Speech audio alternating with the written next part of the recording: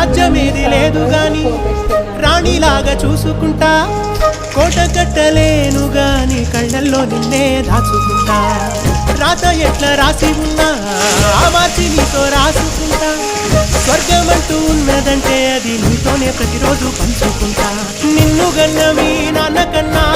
లారు ముద్దుగా సాదుకుంటా నీకు కోపం వస్తే కొంత దూరం ఉంటా నువ్వు గీత గీస్తే నేను దాటనంట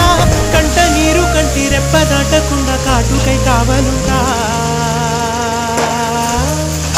రామాయి నీ మీద నాకు మనసాయనే